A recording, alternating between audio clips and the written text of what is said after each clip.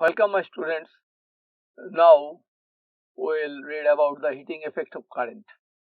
What is heating effect of current? There are mainly three effects of current. One is heating effect, one is magnetic effect, and one is chemical effect. Chemical effect of current means mainly electrolysis. In electrolysis we see the chemical effect of current. We'll see magnetic effect of current later on, and now heating effect of current. When current passes through a conductor, certain quantity of heat is produced in the conductor and the conductor gets heated. The phenomenon is called heating effect of current. I am again stating that when current passes through a conductor, certain quantity of heat is produced in the conductor and therefore the conductor gets heated. This happens due to the friction of electrons and due to overcoming the resistance, certain quantity of heat is produced and the phenomenon is known as heating effect of current. Now, on which factors does the quantity of heat produced in a conductor depend? That was stated by Joule, James Prescott Joule, and is known as Joule's laws. Now, what are Joule's laws? In the Joule's laws, Joule stated that heating effect of current, quantity of heat depends on three factors mainly. Number one,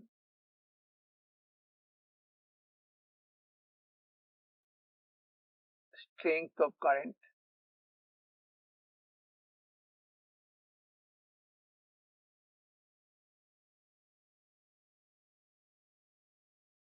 Number two, resistance of the conductor. And number three, time of flow of current. Time of flow of current.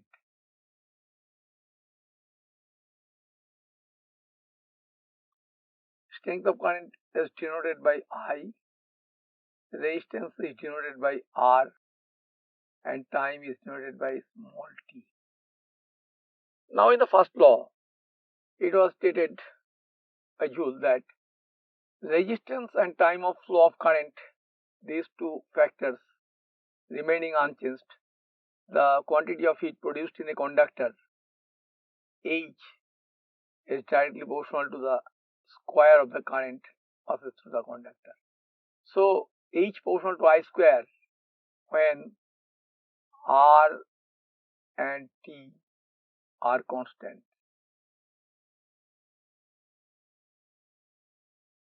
Number two, quantity of heat produced in the conductor is directly proportional to the resistance of the conductor when I and T are constant. Number three, quantity of heat produced in the conductor is directly proportional to the time of flow of current when I and R are constant. So, in these three laws, we have seen that all three factors are directly proportional to the quantity of heat. That is, quantity of heat is directly proportional to the square of the current. When the current is increased, then quantity of heat will be increased by the square of the current. For example, if current is increased by I is increased by 3 times, then H will be increased by 3 squared times, that is 9 times. If resistance is increased by 3 times, resistance 3 times, then H will be 3 times. If time is increased by 3 times, say current was flowing through the conductor for 10 minutes and after then it becomes 30 minutes, then time of flow of current is increased by 3 times. So H will also be 3 times. So all are directly proportional, but quantity of heat is directly proportional to the square of the current. Now these three laws will be combined. So combining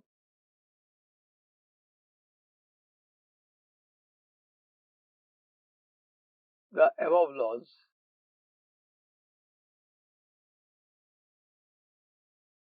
obviously through joint variation we get H proportional to I square into R into T, when I and R both vary. So I proportional to I square RT.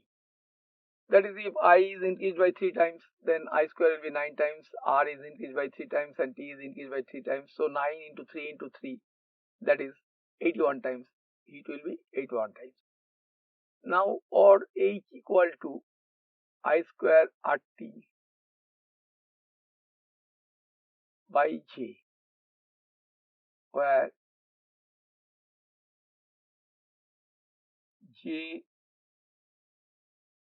is a constant which is Joule's equivalent